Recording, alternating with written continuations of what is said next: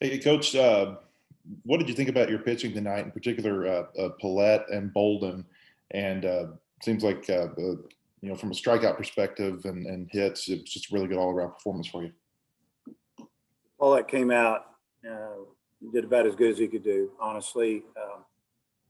I think the first breaking ball he threw was probably the best one he threw, and so they knew he had it. And went in for a strike, and then obviously the fastball sitting in the mid-90s for, I think, the first couple innings for sure. And gave us 2 quick innings. Obviously, their starter gave them 2 quick innings. You can kind of get a sense that it was going to come down to a big hit or maybe a mistake. And but Paulette, he did a tremendous job for us, just coming out, throwing strikes, and getting us in the dugout. Nate? How big was it for Monk as far as having a rough outing last night to come in and get the job done tonight?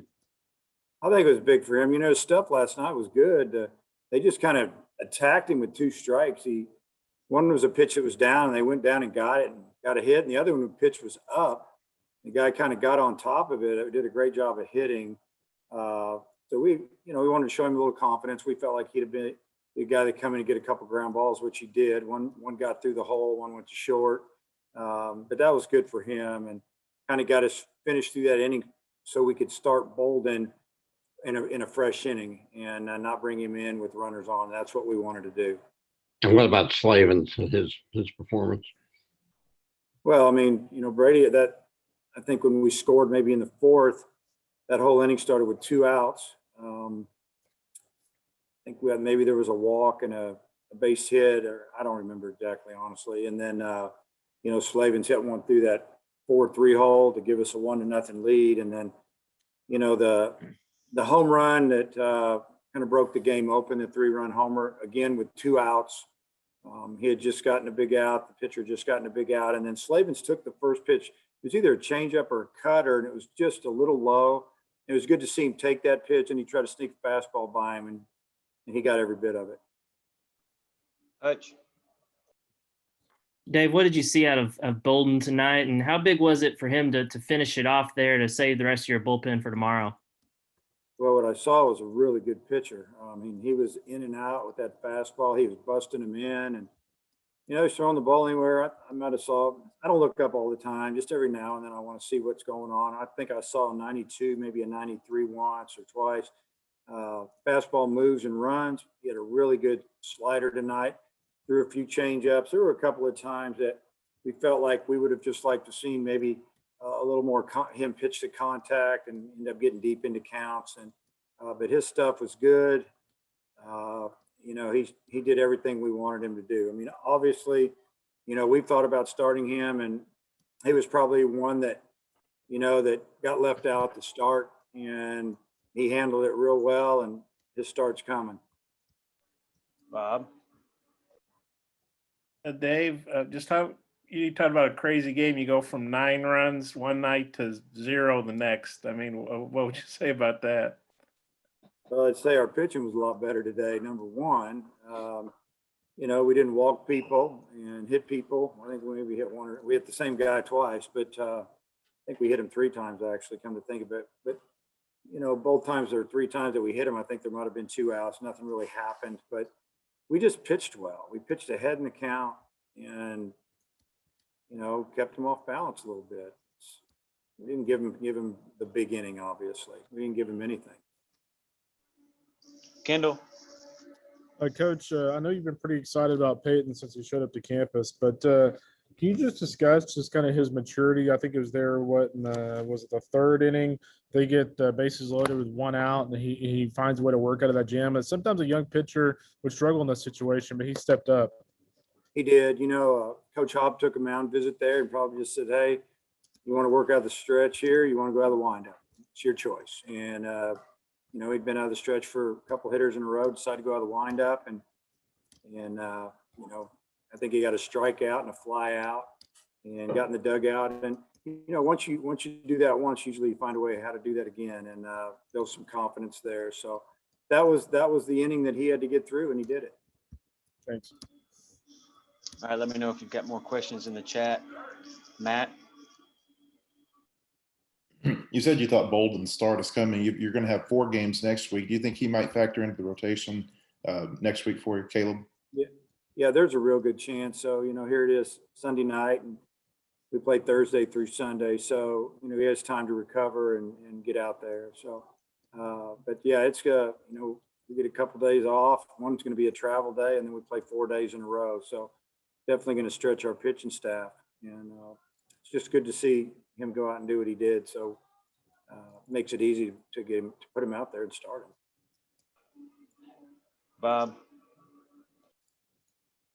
Dave, I know Arkansas has been in the SEC forever, but you're an old Southwest Conference guy. How much fun is it to beat Texas? I don't get all wound up about it, honestly. It's just another game to me. We got to, there's 2 other teams from the Western Division here right now that are every bit as good as we are, and we got our hands full with league play. So it's always good to win games against, well-known teams, especially early in the season, because, everybody knows them. And I have a lot of respect for their program, what they've done over the last 75 years, honestly. It's hard to say it's just another win because maybe some, of our fans or, love it when we beat Texas in anything. But to me, it's just a good win for our program. Kendall. Good. Hutch. Dave, you talked a lot about how you've got like 7 or 8 different guys that could be starters. Could tonight kind of be a trend in how you got a starter who gives you a 4 or 5, and then you bring another guy in that finishes it off 4 or 5 innings as well? Could this be a trend throughout the year? Well, we call it bridging. We're just, if one guy can go give us 4 to 5, the next guy can give us another 4, and we can finish the game. That's great. You're going to use 3 pitchers at just about every game out anyway. So, we plan on doing this some. But then it just depends if some guys really take off and take those jobs and they build their pitch counts up a little bit and then give us 6, 7, 8 innings before the season ends. Trey Shapp. Coach, this might be a tough question. I know it's only 2 games in, but what have you learned about your baseball team through these 2 games? Well, I learned a lot about the team last night, but I kind of knew it. They're scrappy. They're going to play you for 27 outs. I said that last night. They like each other a little bit. It's fun to be around these guys because they're pretty close. Really, for what we've been through, this COVID thing and separate locker rooms, and we had guys all over Baum Stadium. Just we'd meet on the field, and you lose a little bit of that camaraderie. And these guys have done a good job of at least showing and that they care about each other, and it's fun. It's been, we talk about it all the time in the coaching office. So they're tough. Tom. Hey, Dave, who would you like to pitch behind Lockhart tomorrow if you get a chance to throw him? And also, how long you expect Goodhart to be out? Well, as far as Lockhart tomorrow, he'll pitch until it's time to take him out or he hits his pitch count.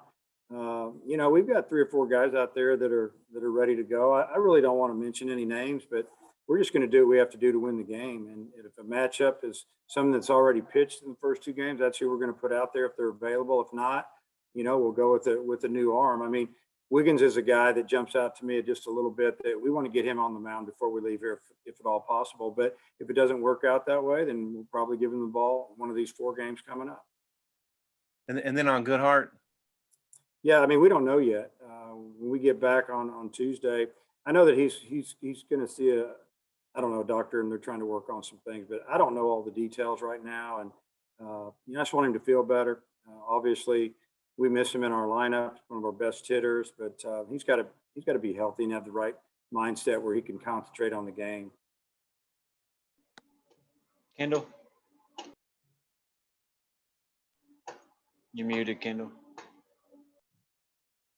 Sorry about that. It's loud behind me. Coach, you're gonna kill me for asking this question, but when I watch Pallette, he kind of reminds me a little bit actions wise and like body wise of Walker Buehler. I know you faced him as a coach. Do you kind of see that a little bit, just kind of his body style and his approach?